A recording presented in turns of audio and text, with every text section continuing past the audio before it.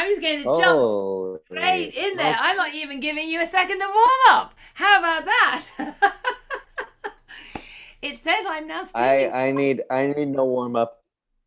You need no warm up. No. Well, Paul, do you know, it's actually Gordon, but you put your name backwards, right? Is it Paul or is it It's Gordon? it's actually it's my first name is Paul, so my reverse so on Facebook, my entertaining thing for my own shits and giggles is that I am Gordon Paul on Facebook, and people who don't know me will call me Gordon. And eventually, as we become friends and more familiar, people can call me whatever they want. I really don't care if it's meant with affection and friendship. Then that they can call me anything. I call you whatever, exactly. Yeah, because I remember I've been confused about it when I first met you, and then it was something else. And anyway, oh, just thanks for coming on. I mean, basically, what we do in my little chat show here is I'm working through all my most exciting, adventurous, interesting friends and people I've met during the time I've been on this planet, and I'm inviting them on to Yeah. come and chat about what they're doing, what's exciting, what's new in their life, and just whatever just chat generally. Now I know that because your background, and you can maybe tell me. Now you're basically from the film world, aren't you? You're like in production or in what area? What is your actual background? My actual background is the stage world, so that includes TV, but it comes with it. It's TV via the stage. I created a combination, a blended company of dance, theater, comedy, acrobatics, circus, audience improvisation, and a certain amount of like stand up. And we came up with some stuff that was immediately interesting and kind of punchy. It was three men, it was a fully collaborative, non hierarchical thing. And we got traction almost immediately in New York, and that led to us getting some gigs in various places. I found us an agent. I was the de facto manager of the company as well, and quickly things led to things, and we ended up performing on. We our first gig outside of the United States was in Montreal, and it turned out to be the single largest comedy festival in the world. And this comedy festival is broadcast on TV, and back then when it was being done, it was there wasn't a screen behind every airplane seat. Right, of There course, was back in the a day. th- th- right. So um, but regardless, we were seen on TV and in in-flight entertainment all over the world. And Wow. one thing led to another with that as well, and we got on various TV shows. Every country in the world has like one big variety TV show. Some of them have more than one. The United States has, three or four, and most places only have one. So I've performed with my own work on TV shows as well as on the stages around the world. You live in London. Yeah, I'm near London. Yeah.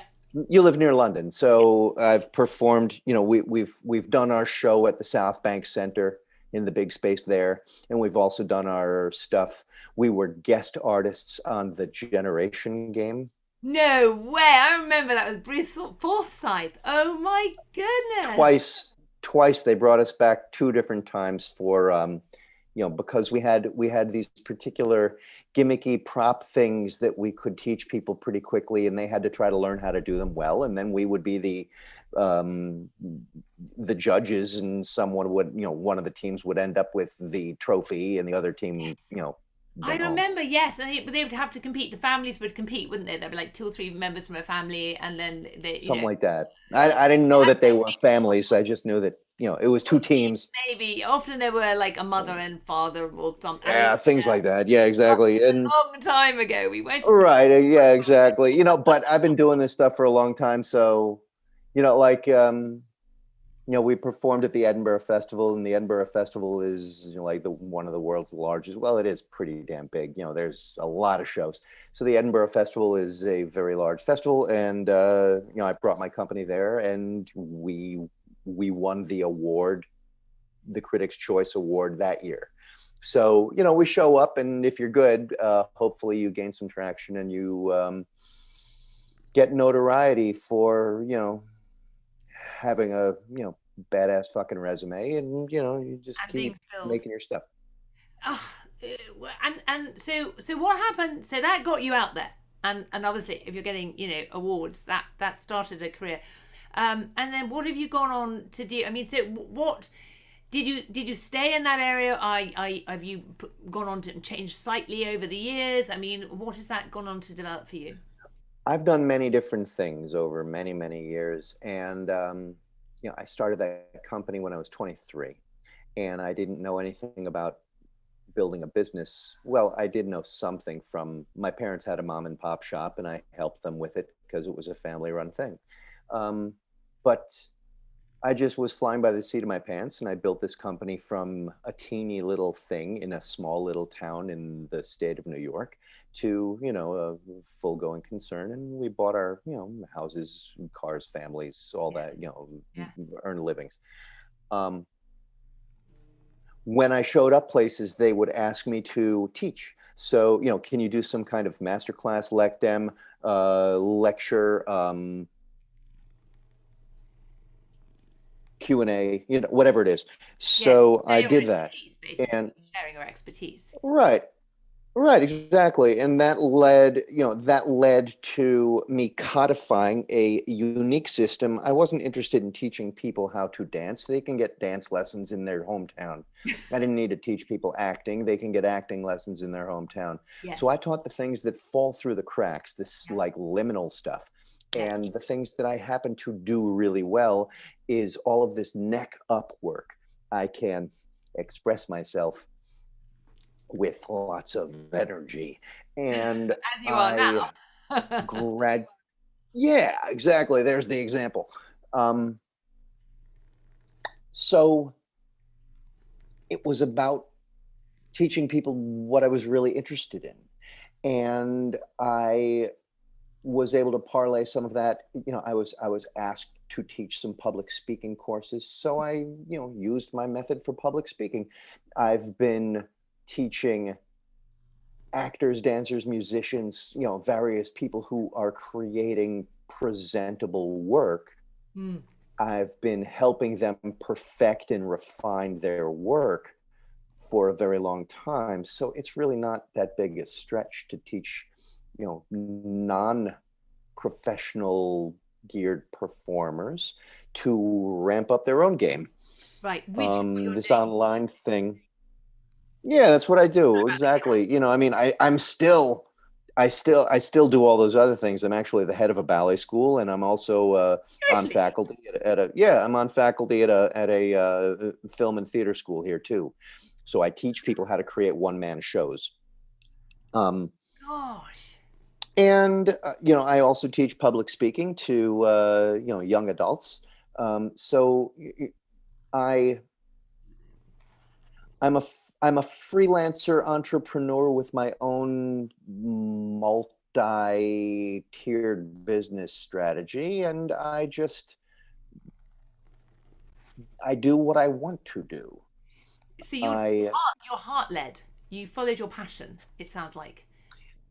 pretty much, inadvertently since I was 20 something. So I prefer it that way, and not everyone feels like that's the right way to go because it's a different type of understanding of responsibility. But it's for me, I wouldn't have it any other way. Well, that's really interesting. Why do you think? Because you just raised a point that so many people. I mean, I'm like you, which is how we know each other because we cross paths quite frequently.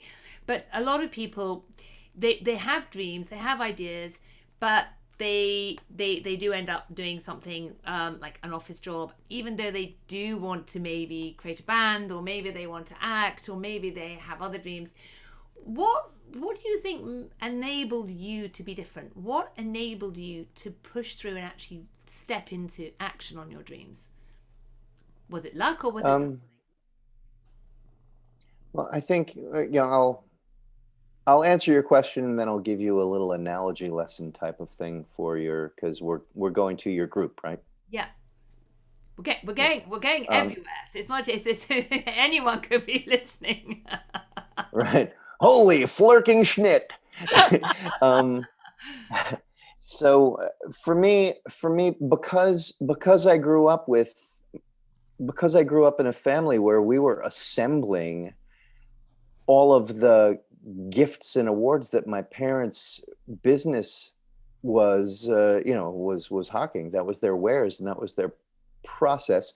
And my father sometimes, because I was very smart in school, he would let me. Well, he would say, Today you don't have to go to school if you don't want to. Do you have anything to do today?" And any test. And I was a very good student. Um, I couldn't read very well. I couldn't write very well, but I could memorize everything in class. So I would sit there and pay attention, and I wouldn't have to try to take notes. Oh, So if jammy I thought. had just, I mean, thank goodness, because I've always been very, I've had reading comprehension problems. I've learned how to read since then, but I didn't read a full book until I was like 17 or 18 years old. Um, but my family would let me go out on sales calls with my father, and it was just a fun thing. And I saw my dad work, and we talked about, he explained to me what he did. He explained why it was so fun to know the people, get to know the secretary, Mm, get to know the name of the secretary. What are mm. they like? What, do they have kids? And, Wow. same with everyone. That, um, the gatekeeper of any business is not necessarily the boss. You need to find who will give you access to the people you need to speak to by being nice. And You you don't make be it nice by being a kiss ass, pansy ramen. ass, Yeah. transparent, transparently greasy, you know, sales bag. You actually, if you truly care and you truly take an interest, then you can be honest. Yeah. You know, and very often I would explain what I needed to the secretary, and the secretary would say, "He's really busy right now, but I can fit you in about 5-10 minutes. Can you just hold on?" Yeah. Because, and I say, "Sure, sure, Mm. thanks so much." You built a And it was relationship. always just a matter of, yeah, why, I mean, they're people. Ah, They're people. yeah. And, we see that on a regular basis in this online Mm, space. mm. So I teach, actually, one of the components of my process is I teach the theater of ethical selling, right? And the theater of ethical selling has everything to do with being able to create and construct honest ways of purporting yourself when you talk about money, so Ye- that you don't have to have that. There are those sneaky script ass things where people say, get on the sales call, never tell them your pricing, and put this thing at the end and try to close the deal, close the deal, close the deal. Fuck that. I'm so with Jesus you. I'm so Christ. with you on that. I Yeah. don't Not my style. I don't want to have to get off. Yeah, I don't want to have to get off some sales call with someone and feel like I have to take a shower. You know, Yeah. yeah, Yeah. you know, you know, and so being honest, being straightforward, and understanding a structure that you can discuss with people on a moment's notice. People ask me for my stuff and I have a PDF. They say, what's your price schedule? I say, it's right here. Yeah.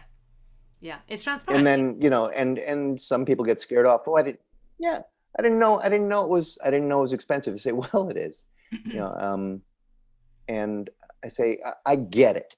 If it seems expensive to you, we can talk. I do have things at various price points, but I'm not going to pressure you on anything. I'm not going to sell you on anything. When you're ready, Yeah. you know where to find me.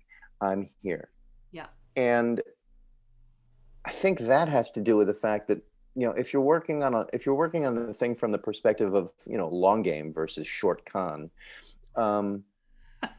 why do I work on that? I think that has to do with the fact that in the world of booking theater and things like that, when you get a promise from someone who's interested in your work because you've created something unique that only you can deliver and they will come to you, they may still say, okay, look, I'm putting you on the docket. You're on 3 years from now. Say, okay, cool. Yeah. So, everyone who's going for this immediate stuff has no clue what it's like to actually experience a world where you're booking a contract many years down the line. But I do. So I look at it and I say, it doesn't matter when. With one of the best pieces of advice, I worked us up to the point where we were represented by one of the three largest, most, the heavy hitting agencies in the United States. And, I tried to keep the value and quality in the various other agents and producers around other parts of the world. But one of the guys told me, he said, look, when you talk to people about your stuff, you want to hear yes or maybe. You definitely don't want no. No is no. Maybe can always eventually turn into a yes, because you don't know why they have a maybe at the moment, and they might not tell you why they have a maybe at the moment. You can always convert a maybe to a yes easier than a no to a yes. Yeah. Yeah. So I just give people a lot of opportunity for maybe, because I don't know what they're, one of my coaches was telling me, they always have a way to pay. They always do. And I say, I'm not gonna beat the shit out of them to get their payment now. I'm just not gonna. It's also about fit, isn't it? I know from my own experience that I've had some lovely coaches come to me and say, oh no, I'm $5,000. And I've gone, I'm sorry, I can't do that right now. And then though, I've met somebody else who I just totally fit with, who I can see. You have to be able to see that they can work with you. And then, okay, I'm not the kind of $5,000 kind of coaching fee person, but I would like give them 1,000 because I'm like, I totally get it. So it's all about fit. So, your coaches are right and that people don't have the money. But what that probably just means is they don't see the value yet. When they haven't got the money, they don't see the value. Because if I see the value, I will dig. I mean, I went into quite a lot of debt when I was trying to set my business up to learn, But I was seeing that it was a necessary key for me. And I was brave. And I mean, sometimes we have to be brave. And it sounds like you've also been very brave. I mean, that's maybe one of the qualities that entrepreneurs have that some people don't have, because it is scary. I mean, I spent most of my life slightly petrified where the next pound's coming from. Because, you live and die on your word. You live and die on how good you are today. It's no good how good you were yesterday. So for us, maybe relationships are more important. Right. Yeah. I mean, but your family had such a... Yeah, I was going to say, So go on. Yeah, sorry, there's a delay. So you go. Okay, sorry, yeah. But it's interesting, your family were in business, you said. They had a basic business. And you learned from family.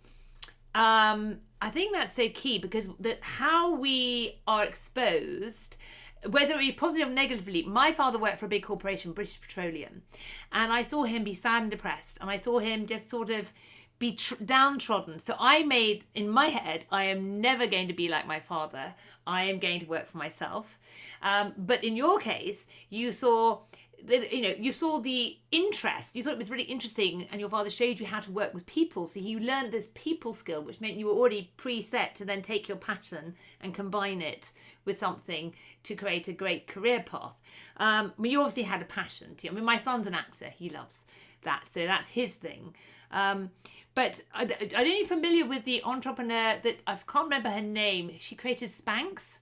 Do you know the one? Have you seen her? There's a lady who created Oh Spanx. yeah, Yeah. yeah. She, I can't, it was terrible, I can't remember what her name is.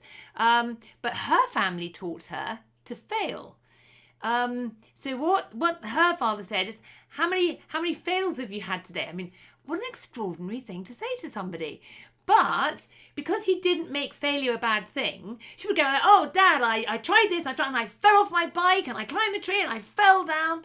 But she didn't have a problem with having a go. I mean, she's now a billionaire.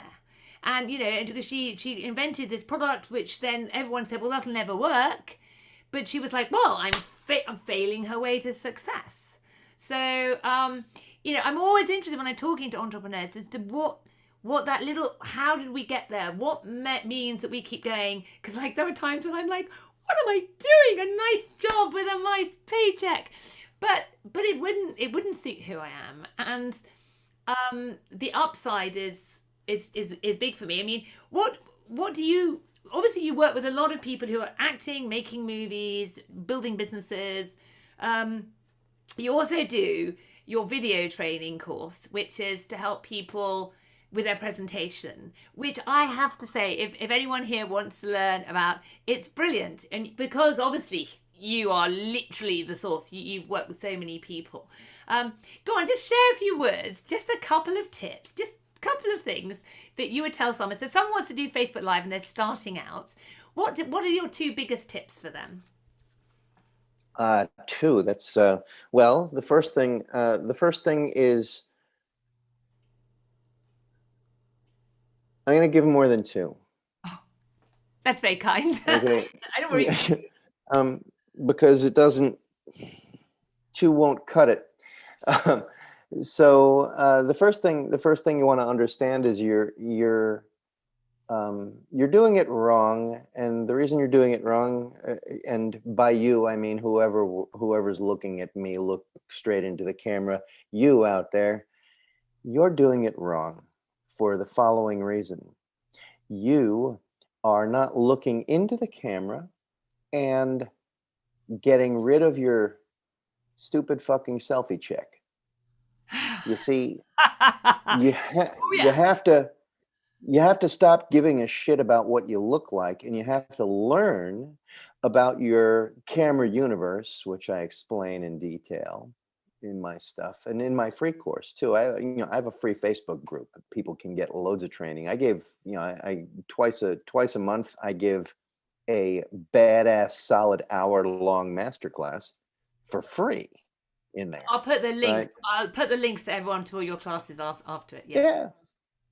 But so we have to get used to the fact that you learn your camera universe and then you abandon your selfie checks so that you can just look straight into the camera and you can talk into the camera, and your peripheral vision can enable you to be able to position yourself, And sometimes if I need to understand where I am, then I can do that. But I can see that in here while I'm still looking at the camera because my peripheral vision enables me to be able to look right in. And that's number one. Before you leave that, because I have a really important question. So if people are looking on my camera is at the top of my computer. So should I look at the dot or should I look at the person I'm talking to? Because I'm confused. Because look at the dot. So look at the dot. So if I look at the dot now, okay, so I'm now looking at the dot. So I should just focus on the dot because that means my eyes don't move. I move, but my eyes don't move, right? And if I look Right. at you, You're it's different. yeah, then yeah, you're not looking at me according to me. You see, what Exactly. you want, I need to. what um your intention is to actually make full eye contact with your audience. So you have to look where your audience sees them looking at you. What the audience sees is a screen that is a direct reflection of the lens. So you have to look directly into the lens, and that here I'll show it to you right now. I mean, everybody else can see, and you know what it is. Ready? I'm now going to give myself a selfie check. It's not going to be a giant thing because my I do it all the info is right. You know, I've positioned, I've positioned my photo, my particular selfie image pretty time. close to the camera lens. Yeah. However, I am going to do that now. Yeah. Okay, ready? 1, 2, 3. There we go. Yeah. Okay, now I am going to readjust, and you are going to see the difference in 3, 2, 1. Yeah. There we go. Now I'm looking at you. Yeah. But I don't think anyone that one thing, and I know it and I don't do it because I get drawn down. I either look at you or worse still I look at myself, and I know it's so bad. So thank you for reminding me. She says looking at the dot. Yeah, sure. Okay. That's that's an easy one. Okay. Right, that's an easy one. So the next thing you have to understand is that so there's no selfie check and looking into the camera lens. Okay, the second thing, well, the ancillary thing to that I mentioned is understanding your camera universe so that you can actually manipulate yourself, right? Right, you can just play. Yeah. And the next thing you mentioned specifically for a Facebook Live. Okay, so for Facebook Live, here's a very, very important thing. You're going to press play, and you are going to be live, and you are going to immediately start talking. And you are not going to talk about stupid bullshit. We're just going to wait for people to show up. No, no, no. You want to actually deliver value right from the get-go. There are opportunities occasionally where you can do the opposite. You can inform people because they are already there and you know that some other people are expected, so you can do something slightly different. But for the most part, you have just a few seconds to engage people. So you engage people with what you want to do that's really, really valuable, and you actually bring it right out of the gate. So you press go, and you can experiment with this a little bit, but for the most part, as soon as you actually start to understand that when you press go and it shows that you're live and go. Yeah. Right. And so that's a very important thing there. Yeah. Yeah. There's some others, but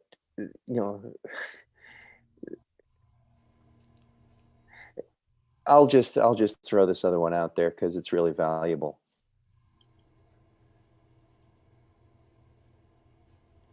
No one gives a fuck about what you ate today. No Yeah. one gives two shits about what your dog is doing over in the corner, and oh, isn't that cute? Stop doing. My wife is in the corner over here saying, yes, they do.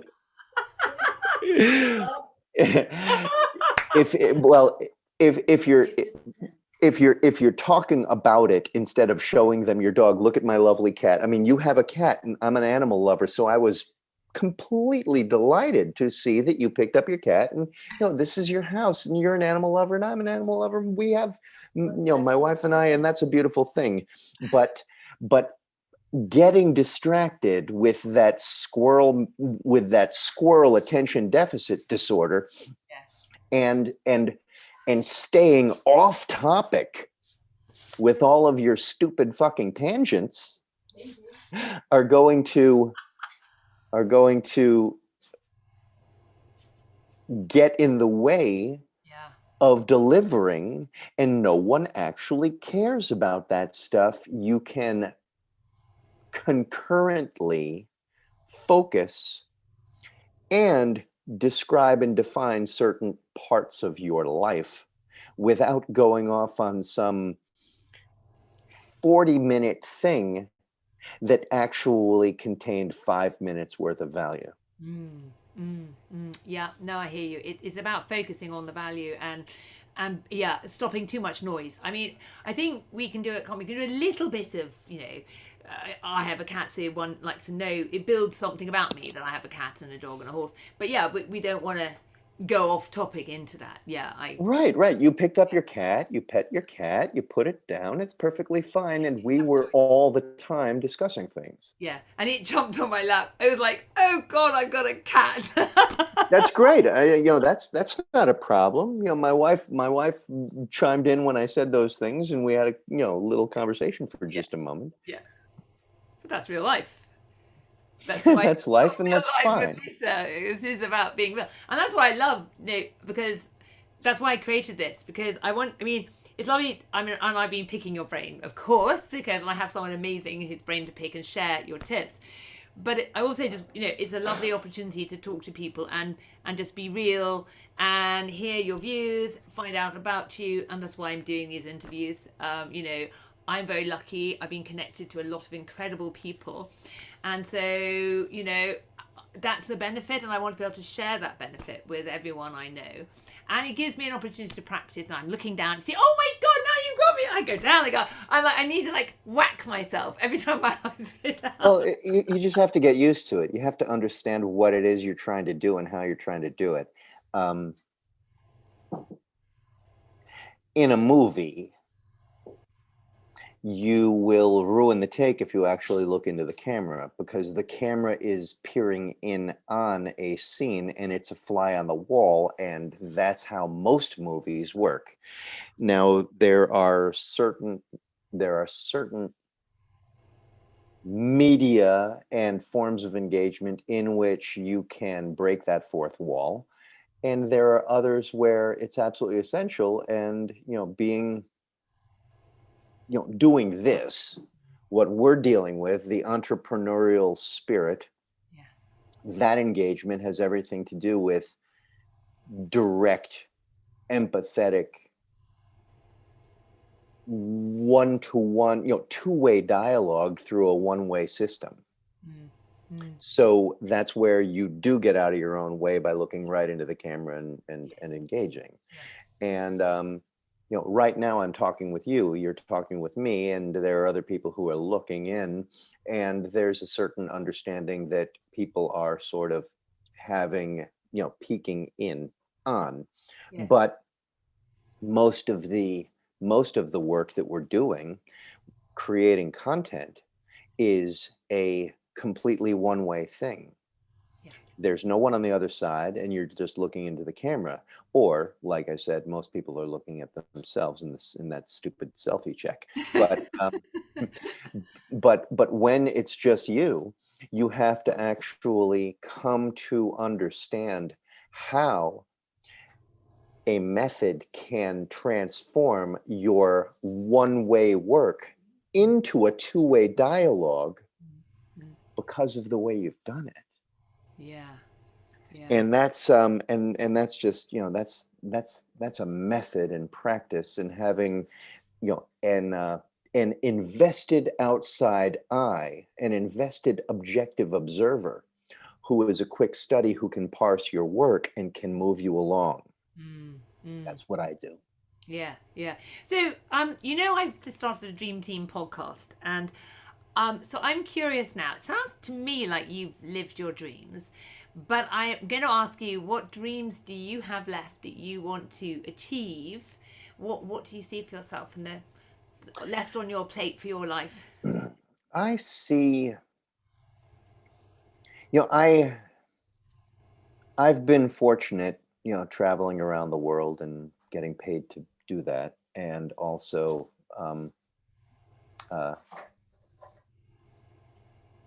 this is my second marriage, and my beloved wife we fell in love a long time ago when I was first starting to travel around the world and perform, and we fell in love at a 2 week long festival in southern Holland, and we couldn't make it work. That was 1990, and we couldn't make it work until we met up again when we were both available, and that was in 2011, and we got married in 2013.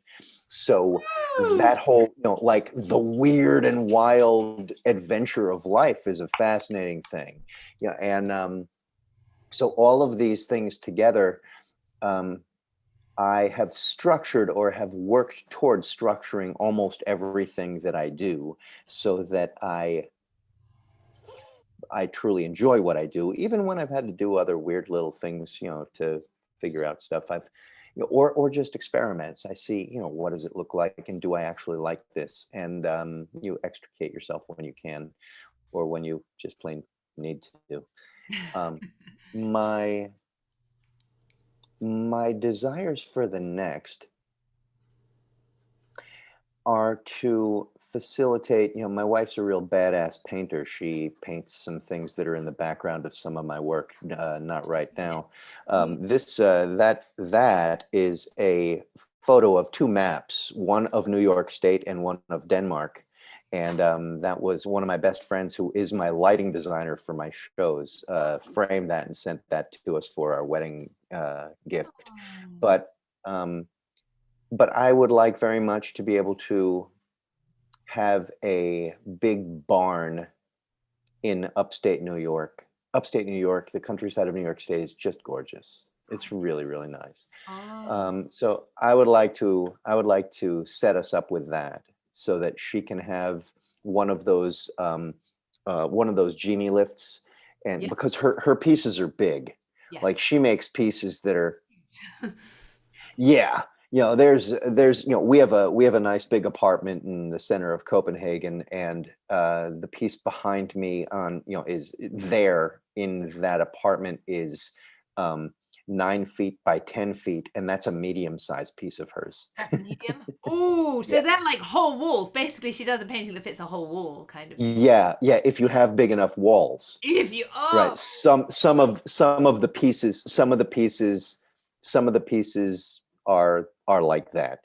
yeah. And so I would like very much to have that for Mm. her in New York State as well. And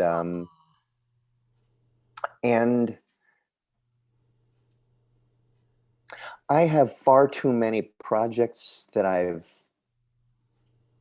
started to set in motion or on my to-do list, and it just always keeps growing. Um, I have an idea for a particular type of podcast, and it's kind of it's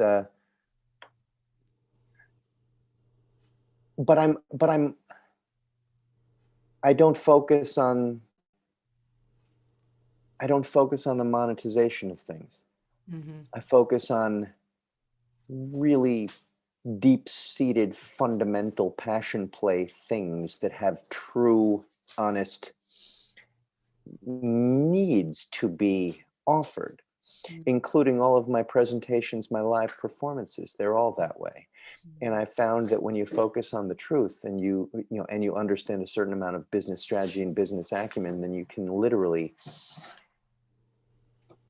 add all of the other layers on top that enable you to preach the gospel of you for whatever cause.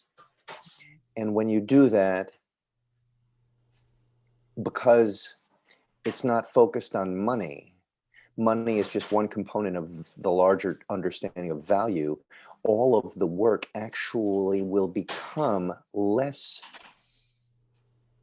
It doesn't feel like work. You have to do the work, but it doesn't feel like, oh shit, not like that.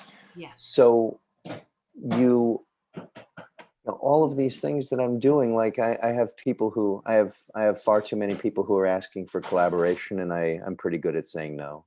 Mm. And I say no, so but I have selected a few collaborations that seem to feel right. And I have a few neat things in the in the works right now that are relatively soon to be realized.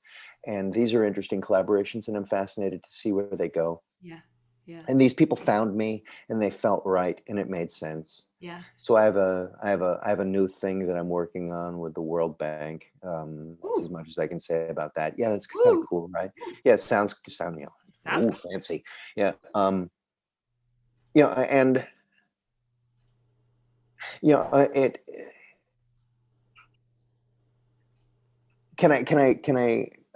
can I let you in on a fun little, it's just a fun little principle of mine. Go for it. I just mentioned the World Bank, or I've worked side by side with lots of people, whether it be Joe Cocker and Joan Baez, or Bill Hicks, famous comedians, whoever it is, also people in various countries that I didn't know were famous, but I showed up in that country and they're actually famous there, But you can drop names and there's all sorts of things like that. But the fact is that the phrase that I use came from this storyteller from the United States from over 100 years ago, a guy named Will Rogers. And he said this, he said, if you done it, it ain't bragging. Yeah. Yeah. So, I encourage all of your folks who see this to understand that that's the truth.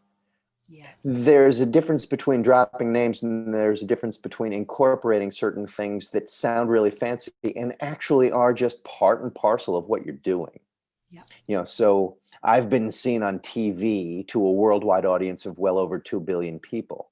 I could say that in such a way that it sounds like a bunch of bullshit and I'm just, like giving myself a big attaboy. And I could also, say it in such a way that it's just part of what I do. And I don't care what anybody else thinks of that. I'm not bragging. I am using this to the benefit because I fucking bled for it. There's a And price to be paid. I earned it. Yeah. So when you refer to certain things that seem to make sense, there's a difference between saying something in order to make other people feel small and offering a certain understanding within a larger context. Yeah. And so, that's I just felt like I needed to say that because I dropped the name of the World Bank, and then Yeah. people know what that is, and some people may say, oh, big fucking deal. Maybe he's working as a janitor in the World Bank. Say, well, yeah, but Yeah. But but you can earn that too, yeah. and I don't know. It just made me think. It's self-acknowledgement. I mean, again, there's a difference between bragging and actually, saying this is what I've done because you said it's true. So, I've actually judged at 3 Olympics, and I actually always kind of go, ooh, when I judged at 3 Olympics, because to me, it's like it was just one of those things. I got in the right place, right time, right person, and people go, wow, you worked and judged at 3 Olympics, and I've learned to be comfy with it, because I wasn't like a top judge. I was a lower level judge. Yeah, but still, you have to be. They don't just take any. Oh, look, there's a person who spilled his coffee. Let's ask him if he'll judge the. I know. It's funny, isn't it? Because we know in our own worlds, and then we have imposter syndrome. Am I really good enough, and all that kind of thing. I mean, that all goes with the entrepreneurial thing. Am I really good enough? And I think no matter how brilliant we are, I think it's human to have a moment to go like, and I know, and we're nearly out of time, and I know I've got to let you go in a moment, but because you shared a story once about where you didn't get a job, and you thought you were like, you thought it was because your pitch hadn't been good enough or something, but in fact there was some other reason. It was nothing to do with that, and how you jumped to the assumption, but it was like they couldn't hire you. I forget what the story was now, but I think I remember what it is. Our company got offered a possibility to do a commercial in Japan. That's it. And we offered, our agent was negotiating it for us.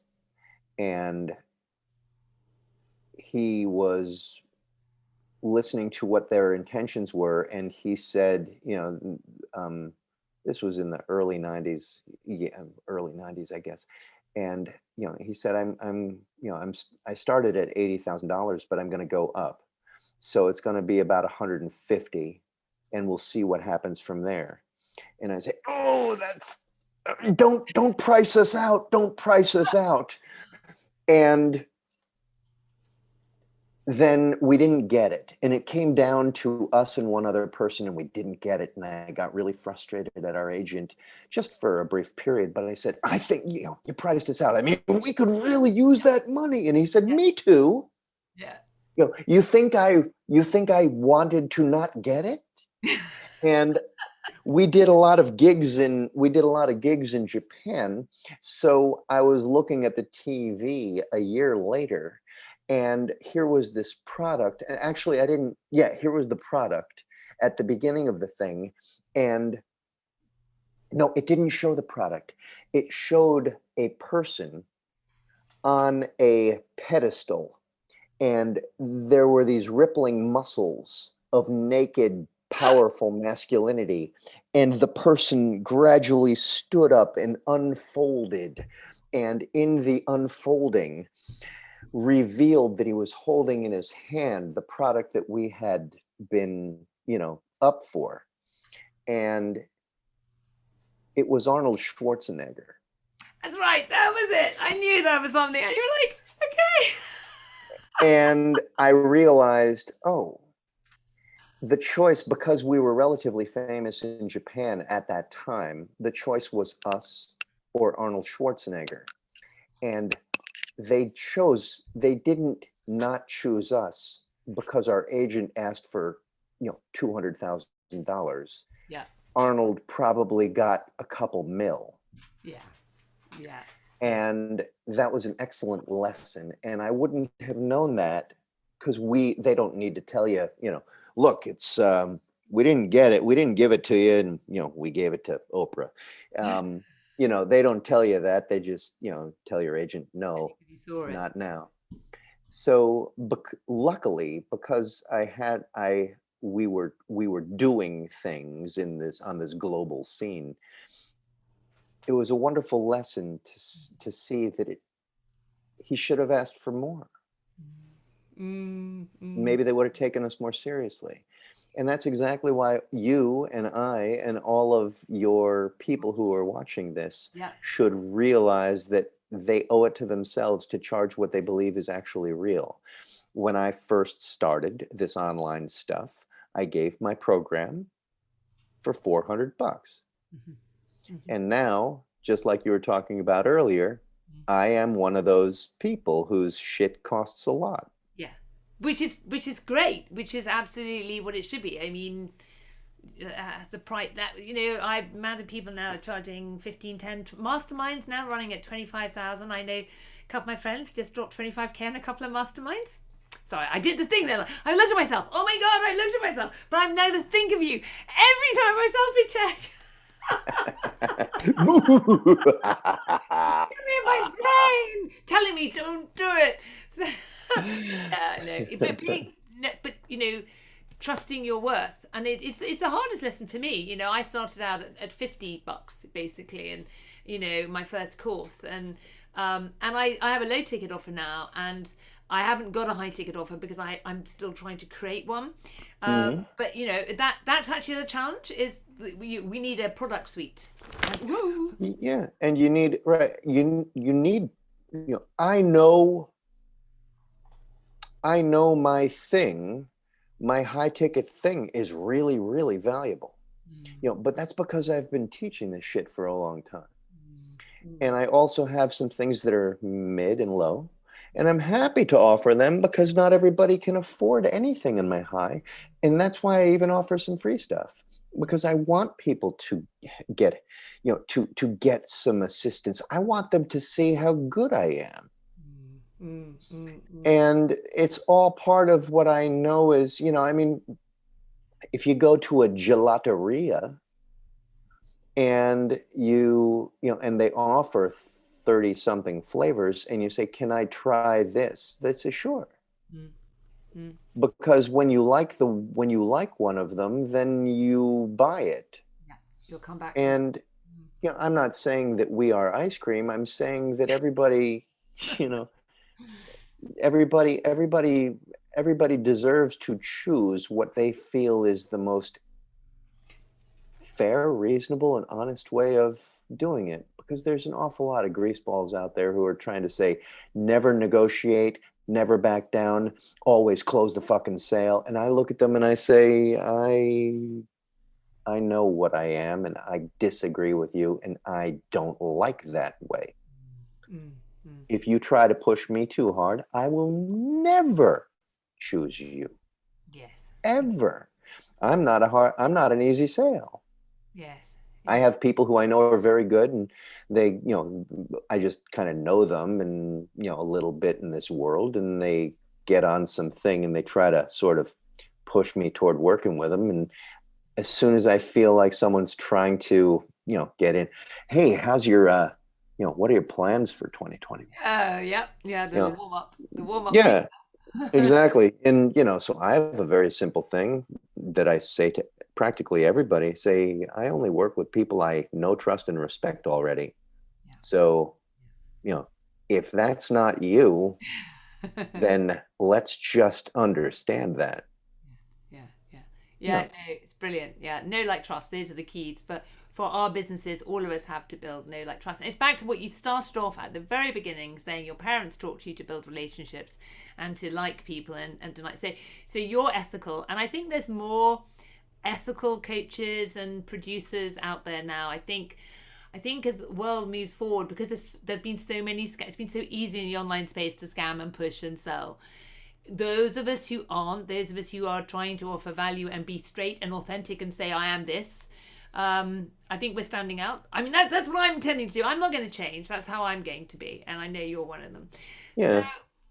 oh, well, thank you so much. I so appreciate your time coming on. I'm sure I haven't been looking, because I've been concentrating on you. I haven't done the thing where I've checked the comments. So I have no idea what comments we might have. Oh, well, take a look at the comments and see if we need to ask, if we need to answer anything. I would if my phone hadn't died. My phone's died. Oh, no, it's back. Like it's Your dead. phone is back. My phone is back. My phone was. I mean, it's just an opportunity because, and I'm happy to, you know, it's nice to engage directly. Happy to do that. Just just finding out. I'm not going to find us. Find the feed. Well, that's okay too. People know how to reach, you know, they can reach you because they know how to find you, and they can reach me through you because they know how to find you. I mean, it might be looking. I was in the wrong place. I do that. I look at my news feed, not my profile, and then it Mm. goes. Okay, still can't find it. If for any reason it hasn't gone live, it will be posted later anyway. Hmm. Okay, I'm live somewhere. I know I'm streaming somewhere. It might have just gone to YouTube and not Facebook for some strange reason. So That can't might, yeah. yeah, this is my first time actually doing the live on Restream. I was practicing with it last night. And it worked perfectly, but maybe it's not working now. But you know, The right, but you're using Restream.io. yes, yes. And it's Yeah. supposed to go to my profile and YouTube and Stitcher and well, it doesn't go to LinkedIn. It makes a little notification. It doesn't actually stream to LinkedIn, but and that's the first time. So this, if it hasn't worked, it's okay. I will pick up the Totally fine. comments and I'll tag you in it, and then you can maybe, if you see any comments later on, and if I'm going to, regardless, repost it at 8 p.m. because that's my regular time, so that people who come and check, it will be re-showing at 8. So Yeah. thank you so much. It's been so much fun talking to you. A real pleasure. Yeah. And I really look forward to seeing what you do over the next year. 2021 is going to be a funny year for all of us. So hopefully we're all going to come out at the end of it and go, we're back. Got maybe some normality. Fingers crossed. Yeah. Yeah. It's all ahead of us. We don't know what's gonna, you know, you need to find your own truth and make it fun Yeah, to no matter what. invest in what you're doing, you know. Then it'll all it's a long game thing, right? It is a long game thing. And like you said, make it fun, because this is the only life we've got. Whether it's COVID or not COVID, we're here right now. And we have to live a life we love today and live the life we have. Because I think we always want to live somebody else's life. Live the life you have first. I know that there are a lot of people who were complaining about all sorts of shit before COVID. Now they have COVID to blame, but that doesn't mean that they remember that they were actually bitching and moaning before COVID. So let's just put it in perspective and remember who we actually are and what we've been actually up to. We can change the way we deal with things according to the more recent, heavier duty traumas that we experience, and say, oh yeah, maybe I ought to recontextualize some of the way I purport myself. We all have a choice. We have a Yeah. choice. And also, as Tony Robbins says, life works isn't happening to us. It's happening for us. And that's one of his phrases. And it's a funny old thing, but that's up to our interpretation of the meaning of life. So you can say, it's raining, oh my God, that's ruined my day. Or you can go, it's raining, that means I have to stay inside and stay warm and work on and talk to you or do something. Yeah. Oh, it's a fantastic opportunity to read the book or watch the movie or record something. Or you can go, I'm really pissed off, it's raining. Yeah, exactly. I like that one. People say I have a cold. I hate colds. Oh, I love colds. I had no idea. Really, you hate them? And I have I mean, I know that there's a nice thing. Tony has some very sort of pleasantly affirmation oriented Yeah. shizzle. Yes. But my viewpoint on all of this stuff is, the earth doesn't give a fuck about you. It's going to be here long after you're gone. So, the whole idea is, you have your way. And, if a typhoon shows up and takes your house, the earth wasn't trying. If there's a God, he's not focusing in and saying, I'm gonna get Paul. It's that whole thing about Job. It's a book. I mean, some people wrote that. Yeah. There was no one back there taking notes. Yeah. So I know I'm stepping into that dangerous territory with all the religion. It's just real life, though. You're right. It's not dangerous. It's just real life. That's how life is. Yeah. And people walk around, saying, "Oh my God, this is happening to me." Saying, it's not raining to get you. Totally, it's not raining. Yeah. COVID isn't for some people. Obviously, it has been heartbreaking, and they've lost loved ones. Yes, absolutely. Incredibly sad, but it is just. I mean, I don't think anyone was picked out. It's just incredibly sad where we're at, but if you've lost a loved one, I think, and I look at my own mother, she lost a lot of I've lost most of my family to cancer, and it destroyed my mother, and in the end she died of cancer, and she lived the last few years of her life struggling with finding joy because she couldn't understand why everyone had died of cancer. And I watched that and I get it, and I felt her sorrow, but she was still alive, and she didn't have cancer until the end, but she actually lost quite a few years at the end of her life in her sorrow and her grief. And grief, we all have to feel our grief. You have to feel things, and that's what. But if you get stuck in it, because she was like, it shouldn't have happened to her. Her family shouldn't have died of cancer because that didn't seem correct. So the problem with that is they did, and she couldn't accept it, and that I actually think even hastened her own demise, because she lived sadly and sorrowfully and didn't live. She was such a lovely person, but she couldn't. The light was switched out when the last person to die was her husband, my father, and that was like the last straw. And she used to sit and sob. There's no one left. And it's just so sad. So we have to kind of move on from? Well, you can, you can choose to give up. It's your, that's your life is yours to choose. Do whatever you want. You can end it. I don't believe that. I don't believe in making suicide illegal, although it is, there are issues there. But um, Viktor Frankl wrote Man's Search for Meaning, and he was in the Holocaust, and he embraced life despite. Yes. And it's a fascinating choice. And I'm not saying that we should be all Pollyanna. No. But it is, it is a choice. And we should own our decision to select one or another modes of operation. Yes. Yeah. And we also have it. I mean, and I think it's very important. I need to make sure I make myself clear that I'm not suggesting to people that they should to just like get over things. But what I'm saying is that you can sort of have two modes. You have your grieving mode, and you can, and then I mean, my biggest thing, of a very good friend of mine, his mother died just on Christmas Eve, not of COVID actually. Luckily it wasn't.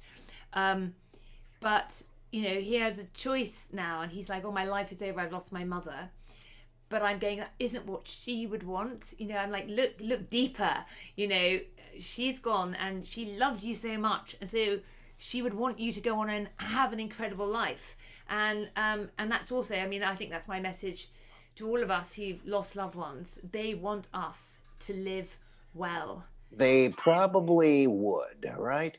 Yeah. I mean, we're talking about something that I care greatly about. I believe that most of us have all sorts of issues from, perhaps a very, very, very long time ago, when we were really small, that prevent us from understanding how we can get out of our own way and say what we actually mean. And that's my MO. I believe in that, and it's a deep-seated belief that, what I offer is an opportunity to liberate people so that they can actually solve some things in the universe. And but these things are, tragedy informs our decision making. And how do we get out of our own way so we can actually say what we mean? Learn the tools and learn to ethically sell and learn to present beautifully with your help. Well, I'm going to let you go. My dog is standing here saying it wants to go in the garden. So I'm going to have to go and let the dog out. I could talk for you for hours. Thank you so much. Genuinely from my heart. It has been so interesting, so fascinating. So everyone, a big thank you to Gordon Paul Gordon, really. And I will put all your links to your groups and your courses, and obviously they can go find you in your profile and contact you that way, because we're primarily on Facebook and YouTube. So thank you so much, and enjoy the rest of your evening. Thanks very much. This was great. We'll do this again sometime. Absolutely, we will. Take care. Yeah. Bye for now. See ya. Bye.